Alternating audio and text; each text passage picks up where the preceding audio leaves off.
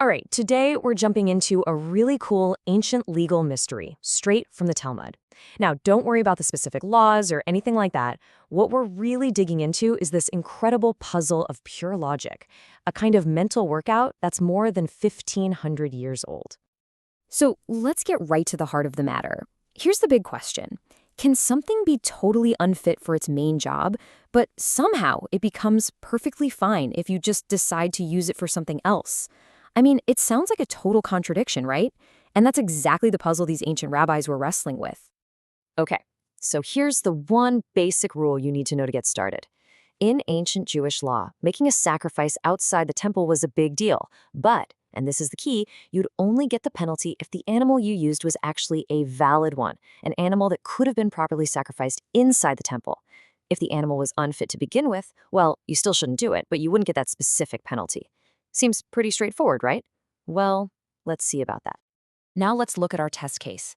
Picture this. There's a special offering, a guilt offering, for someone who's going through a purification ritual, say a leper. And that ritual takes a specific number of days. If you try to bring that sacrifice before the time is right, it's considered premature. It's just not fit for its purpose yet. So based on our rule, if you sacrifice this premature animal outside the temple, there should be no penalty. And this is where it all gets weird. A sage named Rabbi Ḥilkiya steps in and makes this absolutely startling claim. He says, hold on, that rule about being exempt, that only applies if you offer the premature sacrifice for its intended purpose. But, he says, if you change your mind and sacrifice it for some other purpose, all of a sudden you are liable. This seems to flip our basic rule right on its head. So to really get what he's arguing, we need two key Hebrew terms. First, there's lishmo. That basically means for its own sake, doing something for its designated reason. The second is shelo lishmo, which means not for its own sake, doing it for a different reason. So Rabbi Ḥilkiya is saying the status of this premature animal literally depends on what's in your head, whether you do it lishmo or shelo lishmo. And let's just lay this out, because this is the paradox in a nutshell. You take this premature unfit animal. If you sacrifice it lishmo for its intended purpose, it's invalid, no penalty. But if you take that exact same animal at the exact same time and sacrifice it shelo lishmo for a different purpose, Rabbi Ḥilkiya says it magically becomes valid, and now you are penalized? How can your intention alone turn a physically unfit object into a fit one? It's baffling. As you can probably guess, this wild idea didn't just get a free pass. Another major scholar, Rav Huna, steps up. He's basically the voice of common sense here, and he immediately questions the logic of the whole thing. Rav Huna's objection is just so powerful because it's so simple. He's basically asking, are you serious? Can you name one other thing in the entire world that's broken for its main job, but somehow gets fixed just because you decide to use it for something else? It's a fantastic down-to-earth challenge. An object is either fit or it's not. So this is it. This is the intellectual showdown. You've got Rabbi Ḥilkiya on one side saying your intent can literally change the reality of an object's status. And on the other, you've got Rav Huna, who's arguing for a more concrete world where an object is what it is no matter what you're thinking. This is the mystery we need to solve. Now, with these two opposing ideas on the table, the discussion doesn't just end there. Instead, it kicks off a full-blown investigation. The sages start digging through other legal texts, basically acting like detectives looking for a precedent. Has this strange logic of Rabbi Ḥilkiya's ever shown up anywhere else? And they find Exhibit A. At first glance, this looks like a slam dunk for Rabbi Ḥilkiya. It's about the Paschal lamb offering. If you offer it on any day of the year other than Passover for its own sake as a Paschal lamb, it's invalid. But the text says if you offer it on another day not for its own sake, it is valid. This sounds exactly like our paradox. But they dismiss this piece of evidence almost immediately. Why? Because it's not a real paradox. A Paschal lamb offered on the wrong day just gets automatically recategorized. It becomes a standard peace offering, which is perfectly valid all year. So you're not making an invalid thing valid, you're just changing its label to something that was already valid. The real mystery isn't solved yet. Okay, on to Exhibit B. The Talmud brings up another text, a baraitot, that seems to say a person is liable for sacrificing a leper's premature guilt offering. Now, this seems to be a huge point for Rabbi Ḥilkiya, because how could you be liable unless that premature offering was somehow considered valid? But hold on. The other side fires back with a critical question. What if we're just reading this clue all wrong? Maybe that text isn't even talking about a premature offering in the first place.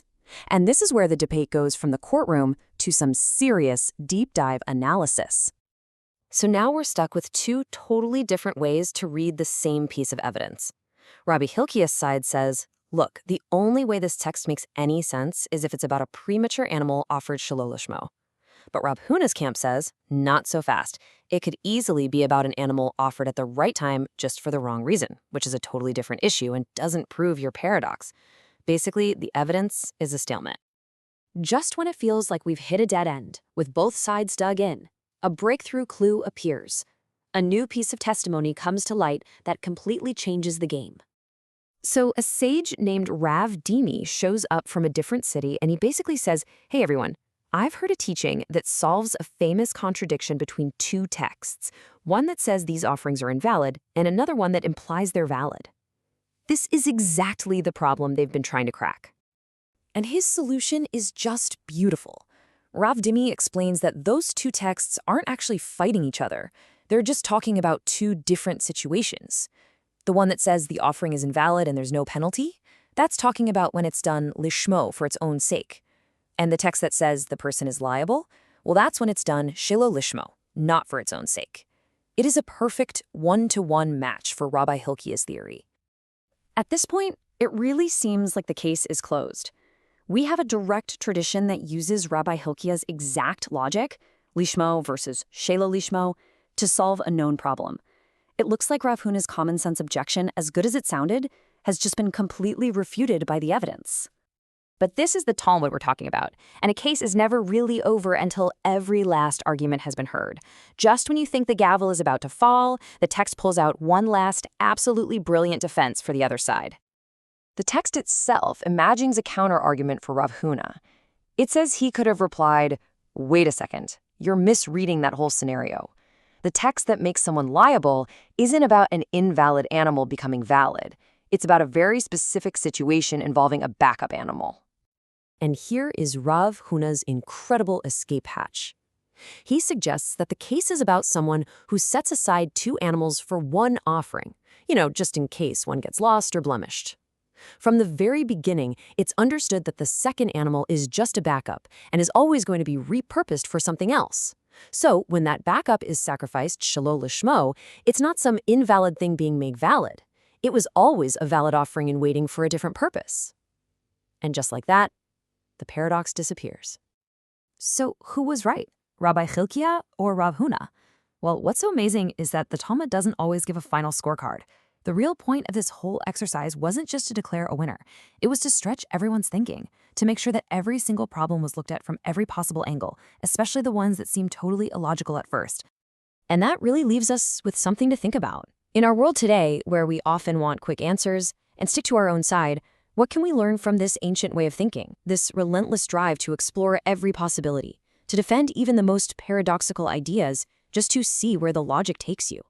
What kind of complex problems could we solve if we were willing to engage with them that deeply?